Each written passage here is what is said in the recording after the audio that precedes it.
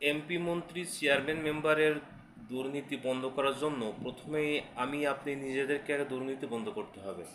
নির্বাচনের আগে যদি আমি এমপি মন্ত্রী চেয়ারম্যান মেম্বারের কাছ থেকে আগেই চা খেয়ে থাকি, সিগারেট নিয়ে থাকি, কিছু অর্থর বিনিময়ে আমাদের নীতি নৈতিকতা ঈমান আমল সব কিছু বিক্রি করে দিই সেই এমপি মন্ত্রী বা চেয়ারম্যান মেম্বারের কাছে, তাহলে সেই নেতা আপনার ভোট নিয়ে কিভাবে দুর্নীতিমুক্ত হবে? অতএব দুর্নীতিমুক্ত করার জন্য অবশ্যই আমাদেরকে আগে দুর্নীতিমুক্ত হতে হবে। আমরা প্রতিজ্ঞাবদ্ধ হব, আমরা নিজেরা দুর্নীতিতে জড়াবো না, অন্য কেউ দুর্নীতি করতে দেবো না, এমন নেতাকে আমরা ভোট দেব না বা ইলেকশনে তাদেরকে সমর্থন জানাবো না যে নেতা ক্ষমতায় এসে মানুষের অধিকার নষ্ট করে, দুর্নীতি করে। এটা সহযোগিতা করে আমরা নিজেরাই।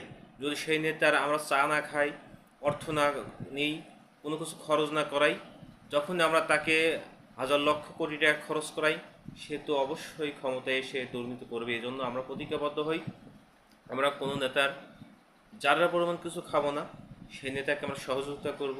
যে নেতা দুর্নীতি করবে না, সেই নেতাকে আমরা সমর্থন করে তাকে আমরা ক্ষমতার মস্তদেতে আমরা অবশ্যই বসাবো। এই জন্য আমরা সবাই সম্মিলিতভাবে নিজেরা আগে দুর্নীতি মুক্ত হই, তারপরে যাকে আমরা সিলেকশন করব বা ইলেকশনের মাধ্যমে যাদেরকে আমরা নেতৃত্ব আর গ্রহণ করাবো, সে অবশ্যই দুর্নীতিমুক্ত হবে।